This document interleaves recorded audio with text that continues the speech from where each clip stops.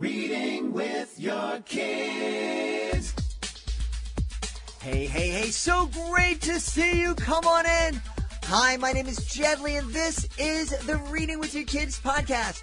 We are coming to you from the beautiful neighborhood of Reedville in the southwest corner of Boston, Massachusetts.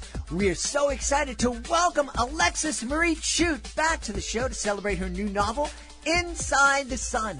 I'm also really excited that we're just a few days away from the premiere of Solve It, a great new podcast for parents and kids. Here's a sneak preview starring my friend Derek and astronaut Katie Coleman. Hi, Katie. My question for you is, have you ever seen an asteroid up close while you're up in space? Derek, that is a great question. No one has asked me that. I have seen evidence of asteroids when I was up in space. And the place we see them, asteroids are, they can be really, really tiny, like grains of sand, or they can be big, giant things like we see in the movies, or they can be meteors that are falling down to Earth and burning up mostly before they get here. But we would actually see little tiny little dents in our windows from micrometeorites, we call them, instead of asteroids. And when spacewalkers are out, they actually see those little marks all over the space station. So we are in space with the asteroids. We don't really get to see them, but we do see evidence. Joining us on the line right now from Edmonton and Alberta, Canada. She's returning to the show to celebrate the third book in her trilogy. The new book is called Inside the Sun. Please welcome to the show, Alexis Marie Chute. Alexis, welcome back. Oh, I'm so excited to be here. Thanks for having me. I'm really excited to have you on. This is a great trilogy, the 8th Island Trilogy, and this is the new book, the latest book, Inside the Sun. First off, remind us all, please, about the 8th Island Trilogy, and then tell us about this new book. Yeah, so the 8th Island Trilogy is a portal fantasy where we have sort of a dysfunctional yet quirky, funny family that start out in our human world, and each one of them is on their own mission, but they accidentally get transported to a different world, and there they have adventures. Their bravery is put to the test, and we find out that one of the characters is integral in saving not only Earth, the new world they go to, but all the worlds. And so it's a story of frumpy Grandpa Archie, his daughter-in-law Tessa, and her 14-year-old daughter Ella. And together they are a unique cast, but I think that this story really speaks to this time that we're in right now, because it's about bravery, resiliency, finding the strength inside ourselves that we didn't know we have. And Inside the Sun is book 3 in the trilogy. The order goes above the star, below the moon, inside the sun.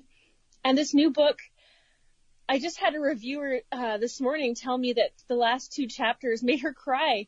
It's just such a amazing story that can bring you tears, but also bring you to laughing out loud and feeling like you're on an adventure while you're still stuck in the house. You know, I've had a couple of times in my career as both an author and as a performer where what I was doing either on stage or on the page made somebody cry.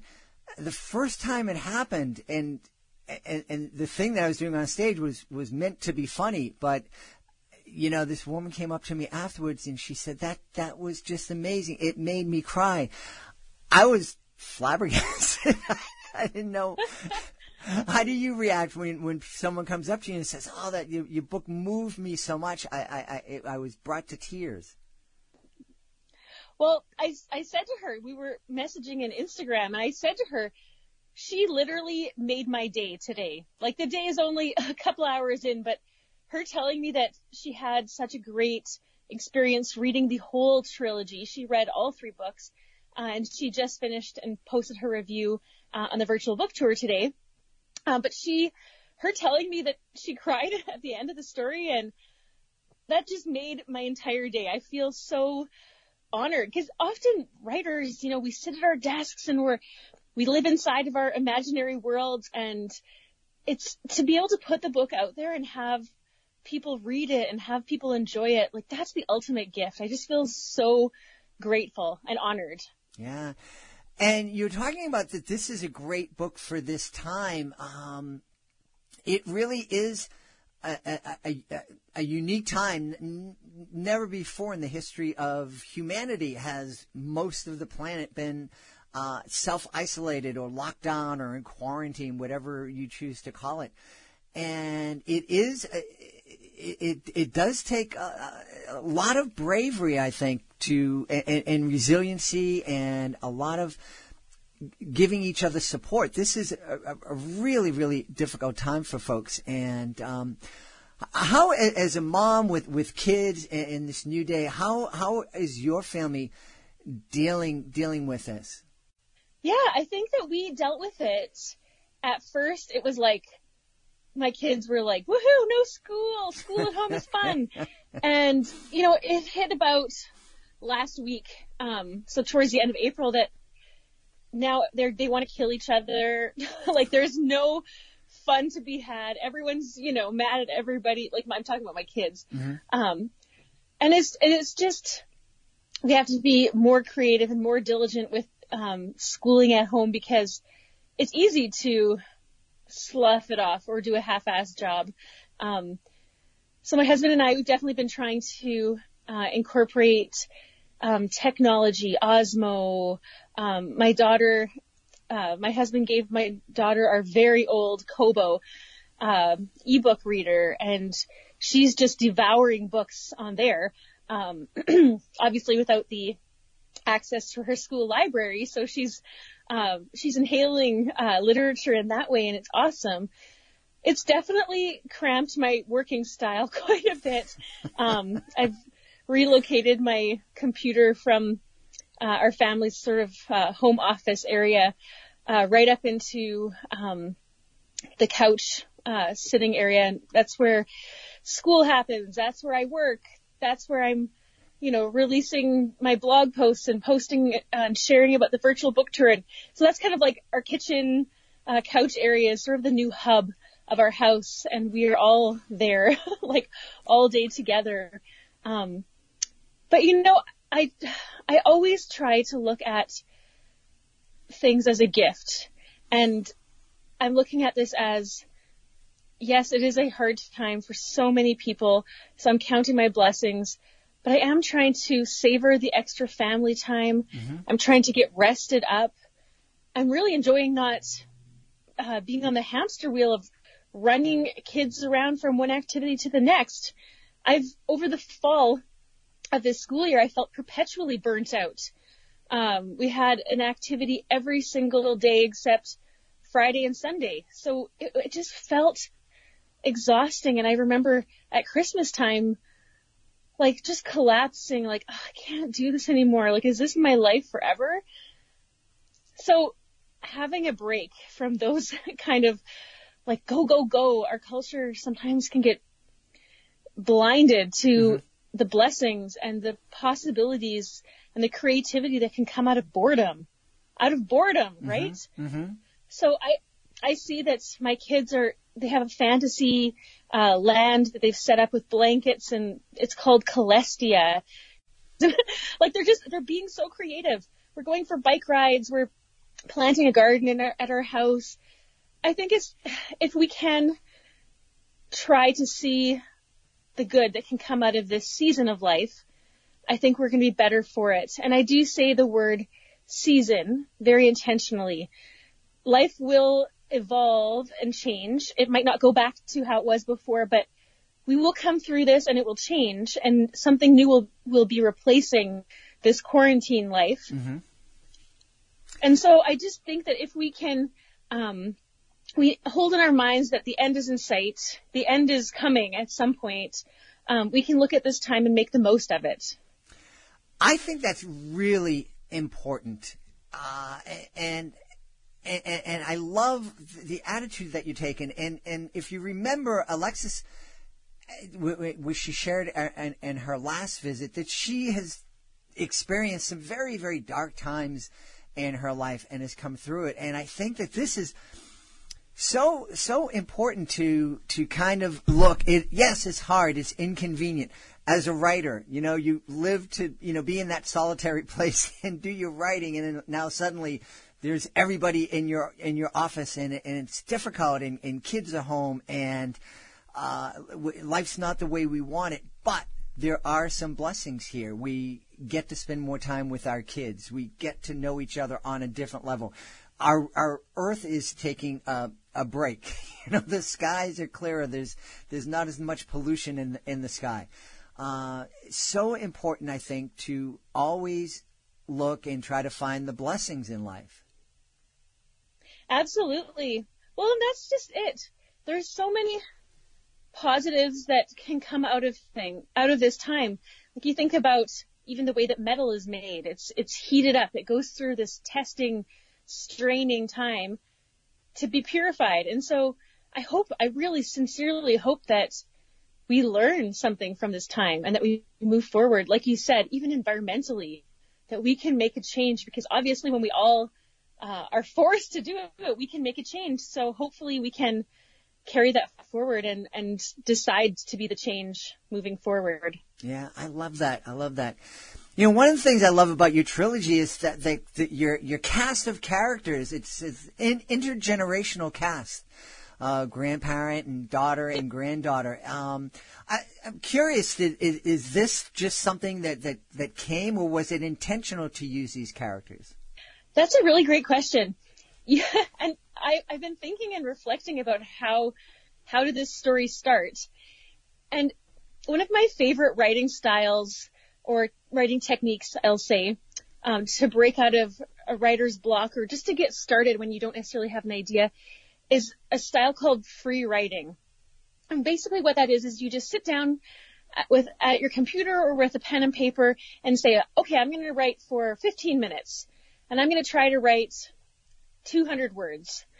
And then you just get going, and you don't stop to worry about your spelling and grammar. You don't stop, to think, is this sentence structured well? You just plow forward and get the ideas out.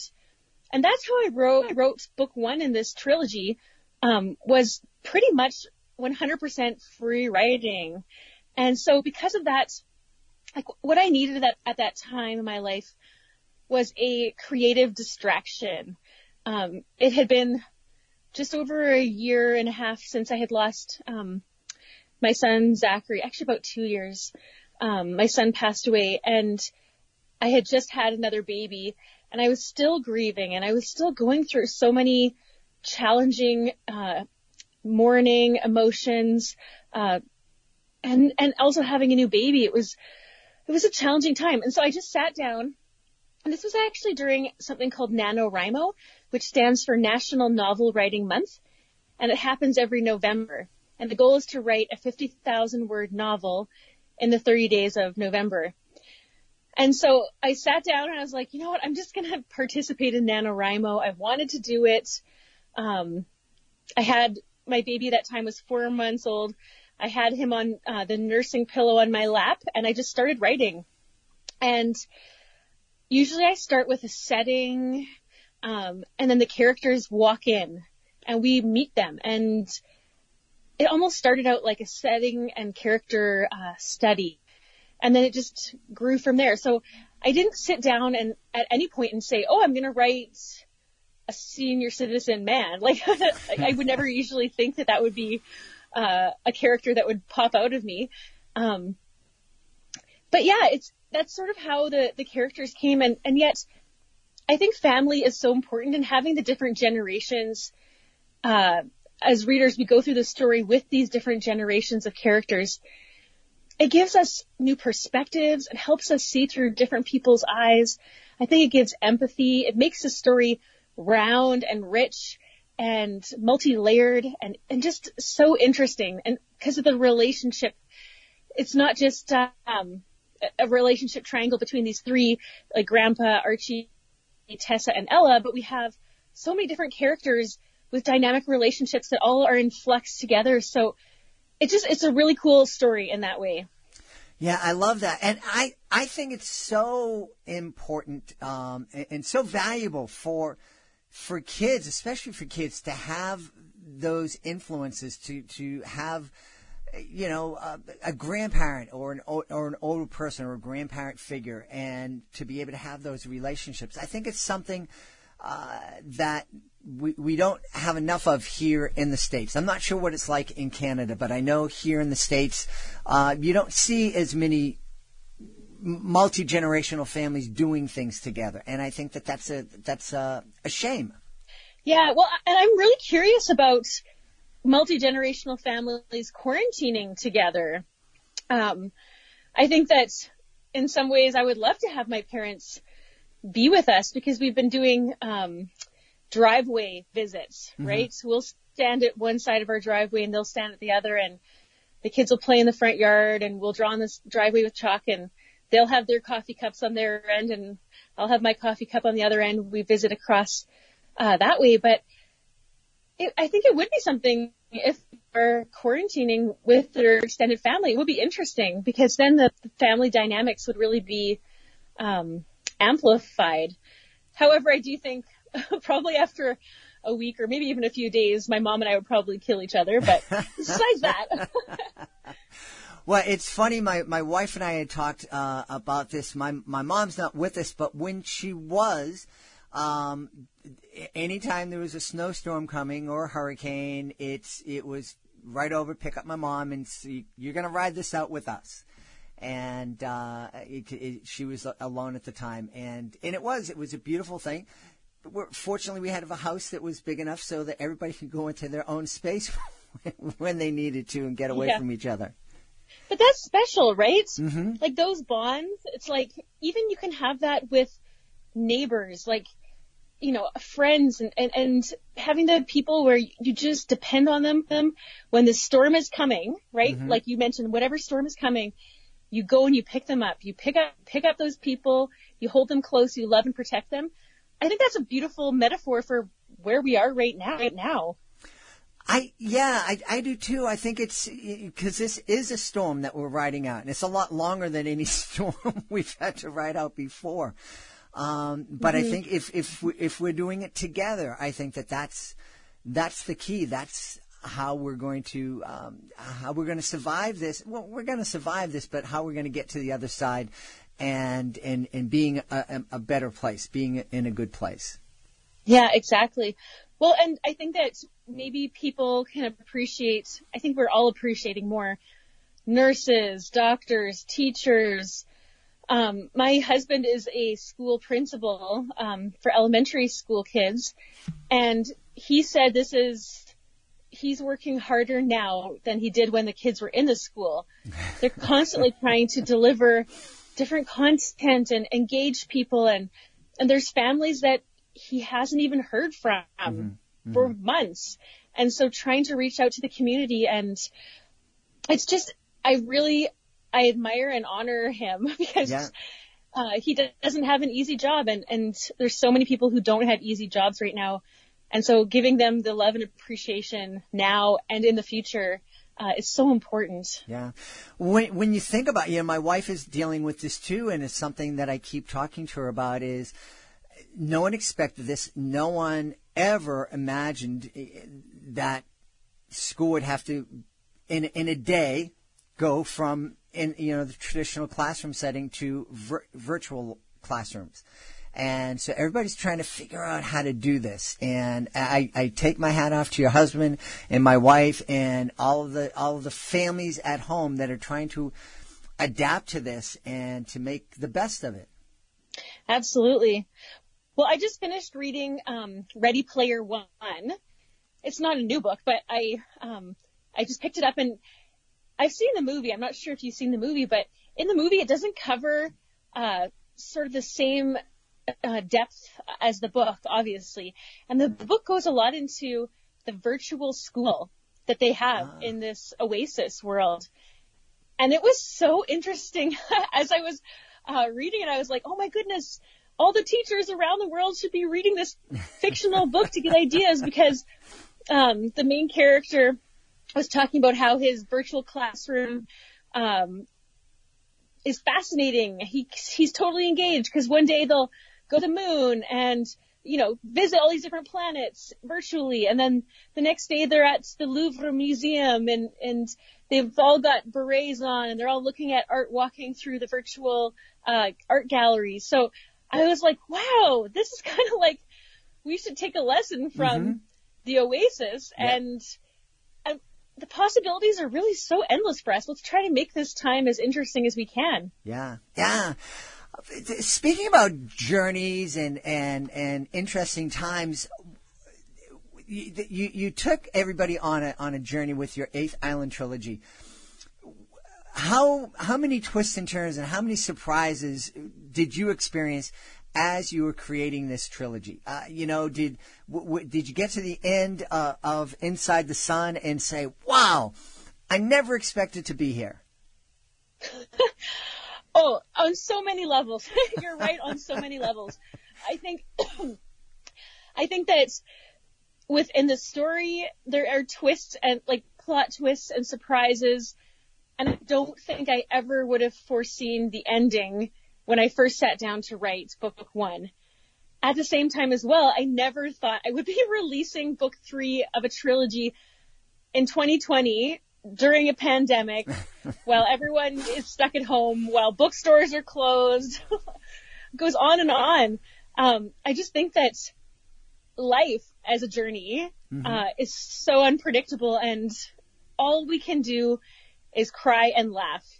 Like really, when the hard days come and hit us, cry, and then just let those tears morph into laughter, because we really are not in control. And the more we let go and just enjoy the ride, the better of experience we'll have. And so I didn't foresee so many things with this book trilogy, writing it or releasing it. However, I'm really enjoying the ride because, I'm thankful. It's a bucket list dream to not only write a book, but to write 3 books that I'm super proud of, and books that I'm really hoping that people will love. That's the heart of my mission. That's beautiful. Yeah, and I love that thought. We aren't in control, and that's something that we talk to authors a lot about here on and they talk about, and I know people who don't write or don't create might listen sometimes and think that's the weirdest thing I've ever heard when an author says, I had no idea that this character was going to do that. And I know I can hear someone listening saying, what do you mean? You're writing it. How did you not know that was going to happen? But it's true as authors, sometimes the best things, or authors, artists, filmmakers, performers, sometimes the most magical things that happen are things that we never expected. And we just enjoy watching come to life through our hands or through our movements as the audience are enjoying it. I am 100% in agreement with you.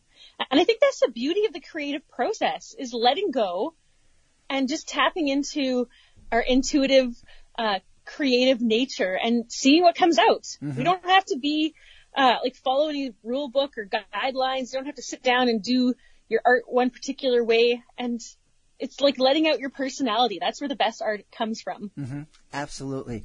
Well, you have a lot of art. Not only are you the author of the 8th Island Trilogy and the brand new book Inside the Sun, but you express yourself through film and a lot of other medium. Do you have another project that you're working on right now? Oh my goodness. I have a bit of a problem with having too many projects. That's, where people are like stumped, like, oh, I don't know what I should paint, or I don't know what I should write. I'm like, oh my gosh, I have too many ideas. That's my problem. So right now I'm in the process of working on, a nonfiction sort of duology, books about creative writing for teens. However, I think that everybody's responding to this quarantine COVID situation differently. And so for me, I'm actually writing quite a bit of poetry. And that's not something I plan to do. I do struggle a little bit with depression and anxiety. I've managed it well over the last few years, but being stuck at home and having all the routines and support systems I've had in place sort of fall by the wayside, I've really, I've had a few hard days. And so poetry seems to be the way that I'm coping, and I'm expressing myself, and I'm finding an outlet and joy. So I've been writing quite a bit of poetry. I'm actually wanting to do some graphic novel type of prelude to the 8th Island Trilogy, following a secondary character that leads into the trilogy. Yeah, so between like all these different things and then the poetry weaving its way through everything, yeah, I've got a lot on the go. We'll put it that way. Well, I would love to check out that graphic novel. One of the things that I did not appreciate when my son was in middle school and then high school, and I would go into his room and he would have another graphic novel or an anime, and there were days I found myself saying to him, would you please read something that doesn't have a picture in it? And I didn't realize at that time that graphic novels are reading, and there's meat there, there's substance to those stories.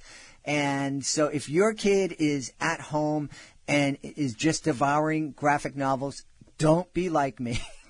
Just go in there and celebrate the fact that your kid loves to read and loves stories. Absolutely. Well, there is literacy, the traditional literacy where we're reading words, but there's also visual literacy, which is so important nowadays because we live in such a visual culture. And I've studied different ways that words and images interact. That sounds boring, but it's actually really cool because I've got to look at lots of comics and graphic novels and hybrid novels and even magazines and different things. And so it's really fascinating. And even kids' picture books, I have to say. Do you know the Little Critter series? I don't think that's one of the few authors we haven't had on. We'll have to reach out to them. Well, the Little Critter series, it's kids' picture books, but the way that the words and the pictures interact, it's hilarious. I think that's why kids and probably parents like the book so much. There's some pictures where, there's the text that says, I really wanted to help Mom, so I decided to set the table. That's what the text says, but then the picture shows Little Critter breaking all the dishes on the floor. And so that's one example of where the words and pictures don't mesh, but because there's a dissonance between those two things, it makes the story so interesting. So I think that good authors of graphic novels or hybrid books or any of those kind of things, they can actually take the story to a different level through the interaction between words and images. So it's fascinating. That is fascinating. The other thing that's fascinating is your website, and I really want to encourage people to check it out because there's a whole lot going on there. So can you remind everybody, please, where to go to find you? Yeah, it's just my name, Alexis Marie Chute, CHUTE.com. And you can find all of my art, books, art curation, photography, filmmaking. I do a lot of stuff, and it's all there. We've had a great time speaking to the author of the 8th Island Trilogy and the brand new book, Inside the Sun, Alexis Marie Chute. Alexis, thanks so much for being back on the show. My pleasure, anytime. Please be sure to join us for the next edition of the Reading with Your Kids podcast. Our guest will be Trinity Bursey. That's the next edition of the Reading with Your Kids podcast. I want to thank the folks who made today's show so very wonderful. Of course, we want to thank our guest, Alexis Marie Chute. I want to thank my incredible team, starting with my amazing producer, Fatima Khan. I want to thank my awesome author ambassador, Peggy Cotto. I want to thank my beautiful wife for all the support she gives me. I want to thank Augie the doggy for having my back here in the studio. But most of all, I want to thank you. You are making the world such a better place with the love and caring and kindness you are showing to your kids. I'll be looking for you in the next edition of the Reading with Your Kids podcast.